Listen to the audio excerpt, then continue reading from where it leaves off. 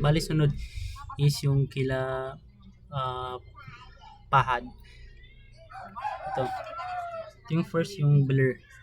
So ang blur is, so alisin mo na alisan muna natin to ng alisan muna natin ng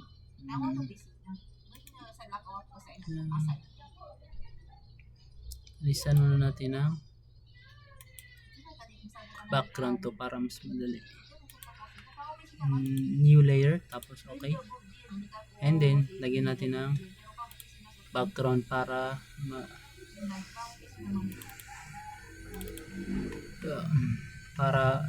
ma-blur yung background. Yan na lang yung background natin. Yan. Tapos yan yung sa blur ganito. Ito i-select na tong background, and then dito sa filter itong blur. Yan, dito sa depende sa inyo yung average, blur more. So mas maganda tong blur, yung itong Gaussian blur. Yan ganyan. So yan, blurred na yung background. So ulitin natin sa filter, blur, and then so ito average. Yan yung average. So ito din yung isa, blur more. Yan, depende sa inyo kung yan yung blur more.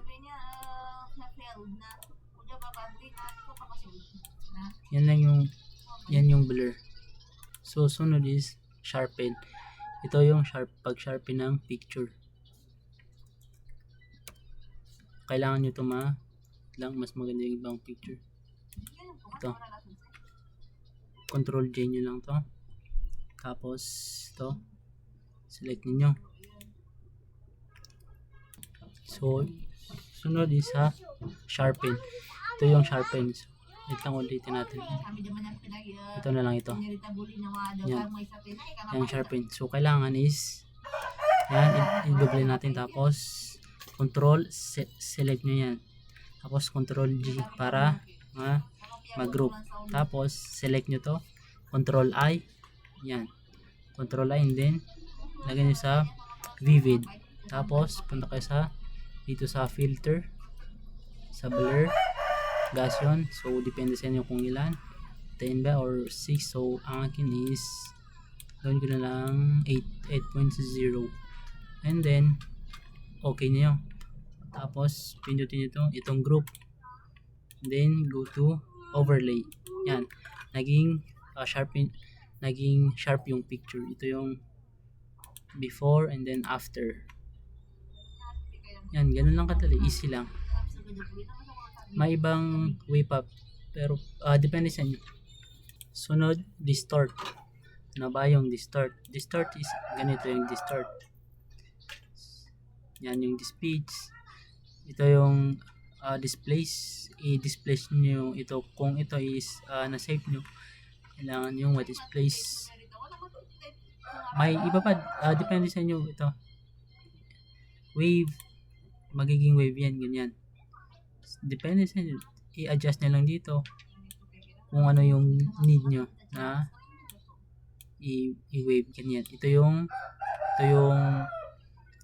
after niya, pag ito after niya, pag nag-okay kayo, pag kinlik nyo yung okay, yan. Tapos ulitin natin distort. Yan.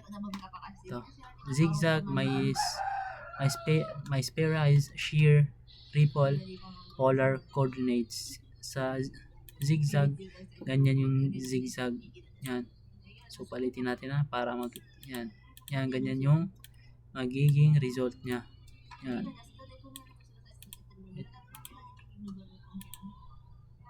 Yan, polar coordinates. Yan, ganyan yung polar coordinates, polar rectangular. Yan, ganun lang. Sunod is smart filter. Smart filter, right click nyo. Right click. Ito. Convert to smart object. Yan, pinutin nyo yan. Yan. Or dito naman, kung ito yun yung pinakamadali. Ito yung may smart filter dito sa yun, dito pala dito sa filter, convert for smart filter. Same lang sila doon sa convert into smart object. Sunod, filter gallery. Doon sa filter gallery. Yan, filter gallery. Colored pencil, cut out, dry brush, neon, paint dots, poster, edges, depende. Ito may stroke, accent, edges. Yan. Ito may distort, sketch, stylized, texture. Ito sa texture. Ito yung stylized, sketch, distort, brush strokes. Yan, tapos na.